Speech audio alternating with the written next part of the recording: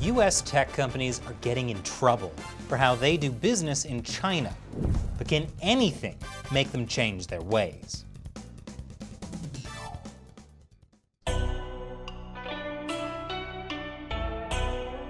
Welcome to China Uncensored. I'm Chris Chappell. It hasn't been a great week for U.S. tech companies that do business in China.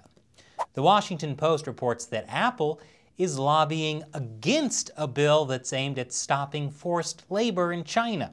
Now, I don't want to be unfair to Apple, so to be clear, they're not trying to prevent the bill on stopping forced labor in China from being passed. That would look really bad. According to two congressional staffers, Apple is just trying to water down the bill. That's much better. The bill in question is the Uyghur Forced Labor Prevention Act. It passed the House of Representatives earlier this year and is currently in the Senate. In a nutshell, the bill stops U.S. companies from using forced labor from the Uyghur Muslim minority in Xinjiang. It also requires the U.S. government to use diplomatic actions and sanctions to try to stop the practice and punish the people involved. Now, it's already illegal to import products to the U.S. made with forced labor, but it still happens all the time. Chinese dissidents have said they were forced to work in prisons and labor camps to make products like Christmas lights and Homer Simpson slippers that were exported to the West. There have been several cases where notes from Chinese prisoners were found in items sold in the U.S., like a purse bought at Walmart, a Saks Fifth Avenue shopping bag, and most famously, Kmart Halloween decorations, which is why I do all my shopping at J-Mart. So how do products made with Chinese forced labor get sold in the U.S. even though it's illegal? Well, enforcement of the law is lax, and many U.S. companies may not really know what's happening in their own supply chain. For example, prisons that use forced labor have a sister factory that coordinates the prison manufacturing. Sister factories will use a commercial name for outside trade, intentionally mislabeling products that are made in prisons. So basically, Chinese prisons work with a front company to disguise the fact that the products are made with prison labor. Sure, U.S. companies could probably figure this out with a little more investigation into their supply chains, but they're not exactly incentivized to look into it very hard. That's something the Uyghur Forced Labor Prevention Act would change. One provision in the bill requires public companies to certify to the Securities and Exchange Commission that their products are not made using forced labor from Xinjiang. If companies are found to have used forced labor from the region, they could be prosecuted for securities violations. So, companies like Apple would face serious legal consequences if their supply chains used Uyghur forced labor. You can see why Apple would be interested in watering down this bill. Of course, in a congressional hearing earlier this year, Apple CEO Tim Cook said that Apple would not tolerate forced labor. Let me be clear, forced labor is abhorrent, and we would not tolerate it in Apple. Cook also said that Apple would terminate any relationship with a supplier that was found to use forced labor. And an Apple spokesperson said that the company conducted a detailed investigation with our suppliers in China and found no evidence of forced labor on Apple production lines. Okay, great. Sounds like Apple has nothing to worry about. So, why are they trying to water down this bill? I'll tell you after this commercial break. Welcome back. If Apple says they don't use forced labor, then why are they trying to water down a bill that would punish companies for using forced labor? Well, back in March, the Australian Strategic Policy Institute published a report that found at least 4 companies in Apple's supply chain had brought in Uyghur workers from Xinjiang through a government-sponsored labor transfer program. In some cases, Uyghurs were sent straight from detention camps to factories through this program. And Uyghur workers who have been able to leave China and speak out describe the constant fear of being sent back to a detention camp in Xinjiang or even a traditional prison while working at the factories. Apple suppliers that used Uyghur labor include O-Film, a company that makes selfie cameras for iPhones. Well, that explains why my iPhone selfies always have that weird note in the background. Apple supplier Ofilm had over 1,000 Uyghurs sent from Xinjiang to work at one of their factories. Uyghur workers were also transferred to a Foxconn factory in Zhengzhou. That Foxconn factory makes half of the world's iPhones. So how does this square with Apple's claims that they found no forced labor in their investigation? Well, if you go back and look at the Apple spokesperson's statement, he technically said that they didn't find any evidence of forced labor on Apple production lines, not in the factories as a whole. Plus, who's to say these Uyghurs were forced to work at these factories? I mean, according to Chinese state-run media, the workers at one of the Apple suppliers were there on an internship. That's not forced labor. And another Chinese state-run media report on Uyghur workers, including those at the Ofilm factory, said that they were creating a happy life with their hard-working hands. Does that sound like forced labor? And here's a state-run media fact check. There's no such thing as forced labor in Xinjiang, because all Xinjiang employees have chosen to seek employment elsewhere of their own free will. And the workers will turn into people who understand the party's blessing, feel gratitude toward the party, follow the party, and contribute to stability, also in a totally unforced way. But despite claims by state-run media that everyone is totally happy and unforced, this is still a problem for Apple and other US companies that make products in China. Now that the Chinese Communist Party has started transferring Uyghurs from Xinjiang to the rest of China as forced labor, it's going to be tougher for US companies to prove that they don't have any forced labor in their supply chains. And if the Uyghur Forced Labor Prevention Act becomes law, US companies are going to face real consequences. I'll explain after the break. Welcome back. If the Uyghur Forced Labor Prevention Act becomes law, American companies could face consequences in the US for using forced labor in China. Of course, this doesn't just affect Apple. And it's not just Apple lobbying against this bill. Some companies have lobbied to have their names removed from the bill because it calls out specific brands like Patagonia, Coca-Cola, and Costco for allegedly using forced labor from Xinjiang. What? No, not Costco. Now where am I going to get my 5-gallon tubs of Kirkland's Signature Ranch dressing? Forget ethnic minorities being forced to work under dehumanizing conditions. This is the real tragedy. To be fair to Apple, they have done some things related to stopping labor abuses in China. Earlier this month, they put a contractor on probation for allowing student laborers to work night shifts and overtime and do work unrelated to their fields of study and then covering it up.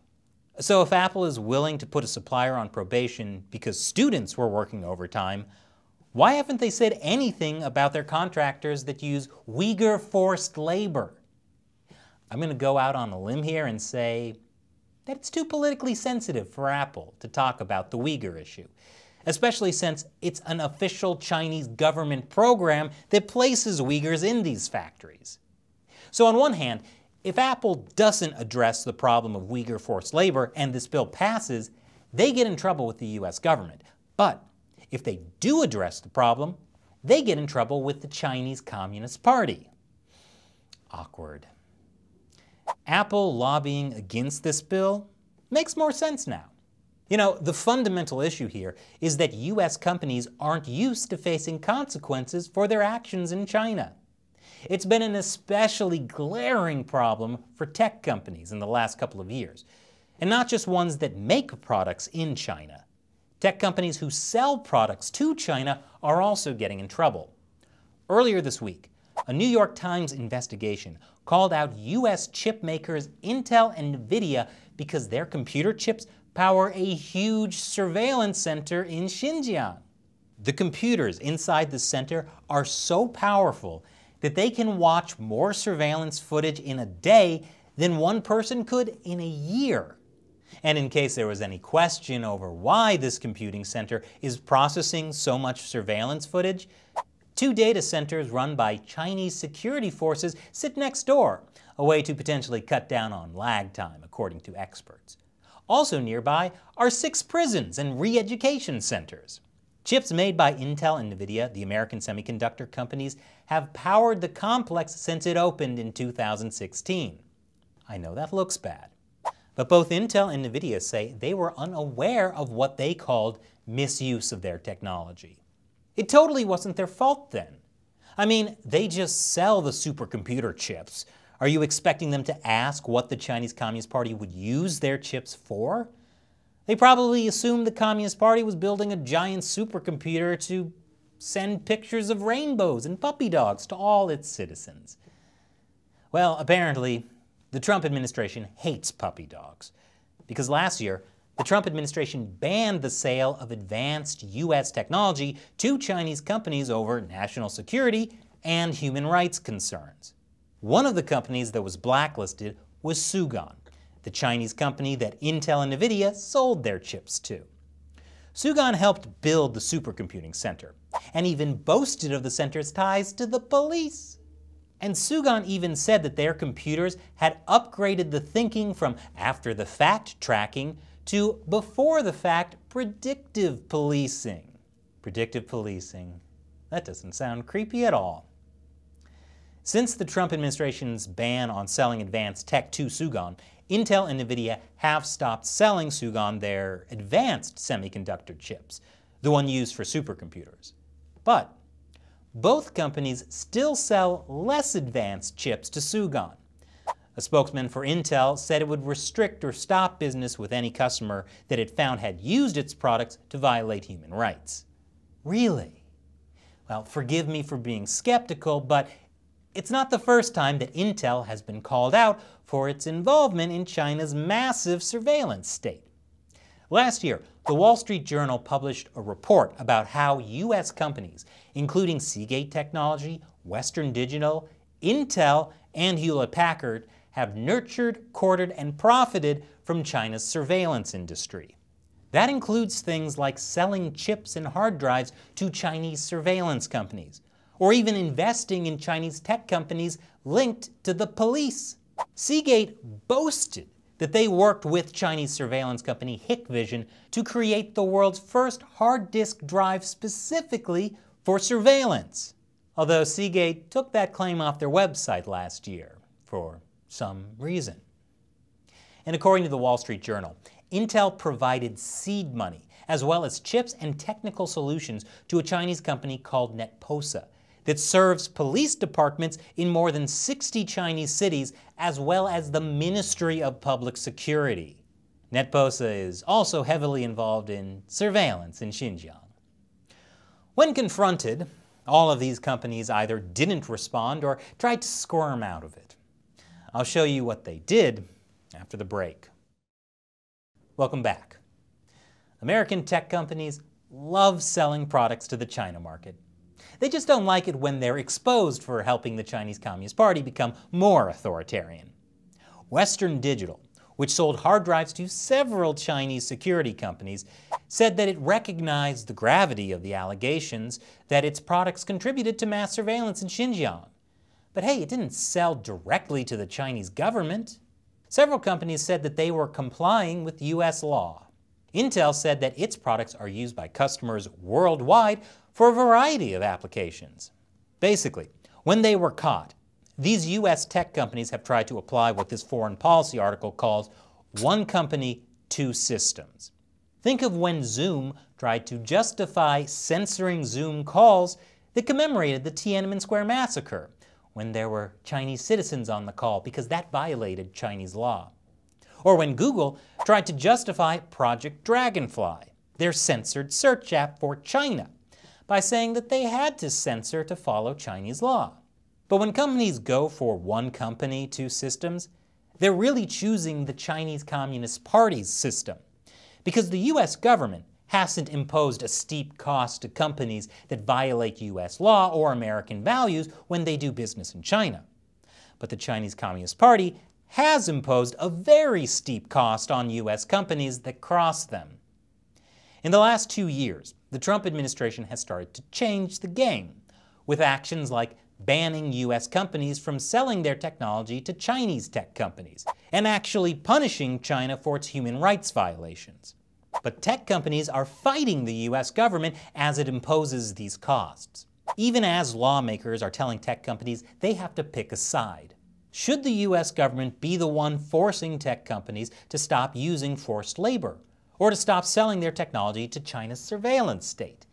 Is it possible for U.S. companies to realize themselves the moral cost of dealing with China, or even that it undermines their own self-interest? After all, if China reverse engineers those supercomputer chips and becomes a world leader in semiconductors, they're not going to need Intel and NVIDIA anymore. For now, it seems like U.S. tech companies won't change their China business practices unless they're forced to by the U.S. government, or unless they get such bad publicity that they have to stop, like with Google's Project Dragonfly. You know, I think I need that supercomputer filled with rainbows and puppy dogs right now. And now it's time for me to answer a question from one of you, a fan who supports China Uncensored on Patreon. Kara Fulton asks, and now, what can we do to stop this atrocity? That was in response to the episode 6 Signs That Show China's Organ Harvesting is Real. Now that's a great question. The Chinese Communist Party has been killing prisoners of conscience and selling their organs for decades. And sadly, there's been very little pushback from the international community. So what can you do? Well, for one, tell people about it. It's not exactly the best icebreaker at parties, but part of the reason many people don't know about it is because the mainstream media doesn't cover it. When more people know about it and speak out about it, that will force the U.S. government to respond. And the more vocal the U.S. is about it, the more likely China will actually have to deal with the issue. So call your representatives and tell them you want them to condemn forced organ harvesting in China. Thanks for your question, Kara. And thank you, as always, for watching. We're in an information war with the Chinese Communist Party, and knowledge is the best weapon. YouTube has been hitting us with demonetization a lot again, so help us in our fight to bring truthful, uncensored information about China to the world. Join the China Uncensored 50-cent army on Patreon, and for as little as $1 an episode, you can help us keep up the fight. And you'll be able to ask me questions I might answer on the show. Visit patreon.com/ChinaUncensored to join. Once again, I'm Chris Chappell. See you next time.